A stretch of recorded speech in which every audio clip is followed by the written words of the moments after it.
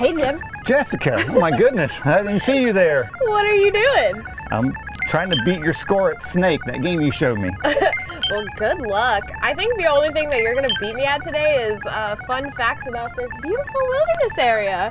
But we'll see. Challenge accepted. Okay. Hi, I'm Jim Duby, and today we're going to adventure on the Black Bear Wilderness Area. This 1,600-acre property with a 7-mile loop trail is one of the most popular properties that Seminole County has to offer. Let's go. So, Jim, what do you suggest packing on a long hiking trip like this? Well, it is 7 miles in Florida weather, so water, Got it. a snack, a cell phone for safety, Oh, yes. and probably last but not least, bug spray. Oh, yeah, we'll definitely need that. So, Black Bear Wilderness. I'm assuming we'll see some bears? You can keep assuming, and if you were to hike out here maybe every week or every month, during the morning and the evening, different times of the year, you eventually, probably might see a bear.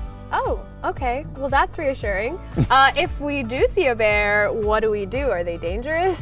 No, not really. The bears are naturally afraid of people. Okay. So most of them are probably going to see or smell you long before you get to them, and they're going to move on. Now, the ones in urban areas like this, they can lose their fear of people. Unfortunately, some people feed them, which is illegal, always a bad idea.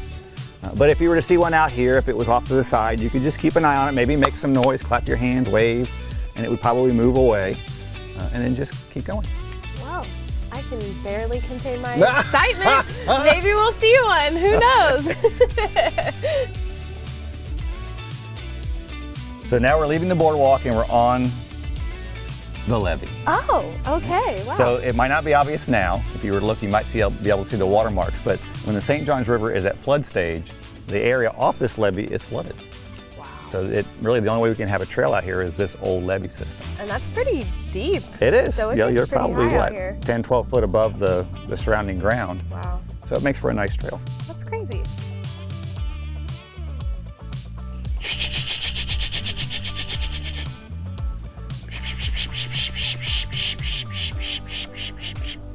Do you see them all? Yeah, there's so many.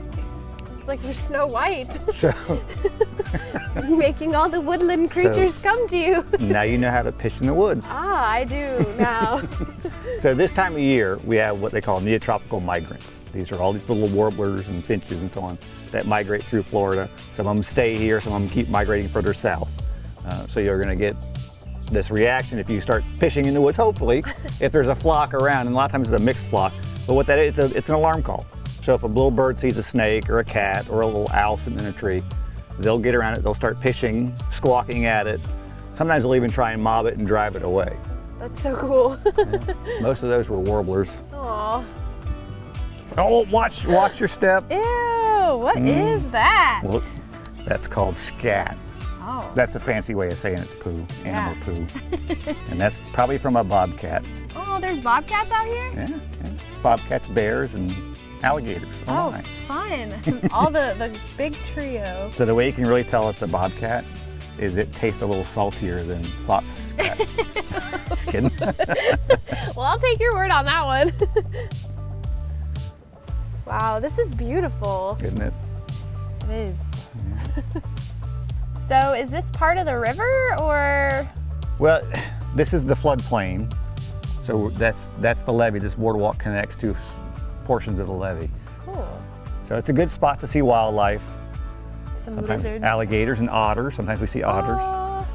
Almost to the river. Ooh. So is this the St. Johns River? It is. So it borders Seminole County on its eastern and northern boundary. It goes through 12 counties. It's the longest river in Florida, 310 miles long, flows north, and was really the original I-4. For the early residents of Florida, this was their travel corridor. Wow. The Native Americans would live along it. They'd gather their food in it, mussels and snails, alligators. You can find shell middens, which is basically their landfills where all the shell went. Wow, look, it's a gator. Yeah, we could have really easily called this property the alligator wilderness area because your chances of seeing an alligator are far greater than a bear. He's just basking now, warming up. He might hang out in the water, with just his eyes waiting for some little animal to go by. So Jessica, I don't know if you noticed these little rows, kind of a neat design, and you're gonna think I'm kidding. It's from a bird Okay. called, not that bird, a yellow-bellied sapsucker. Well, that just That's a real sounds like bird. you're insulting me. So the yellow-bellied sapsucker comes and he drills these little holes in the tree, and the sap flows out. Wow. And they can actually feed on the sap. Now this tree, the sugarberry tree or hackberry tree, it's got these little projections. That's where the bark has tried to heal itself around those little wounds, basically. Wow. Whew. Well, Jessica, the end of another journey. Here we are. I'm up for going again. I think Backwards. I'm totally good on 14 that. miles? I am hungry and I need a nap. So that was a beautiful journey and I had a great time. Well, great. But I think we're going to call it a day. All right, well, until next time.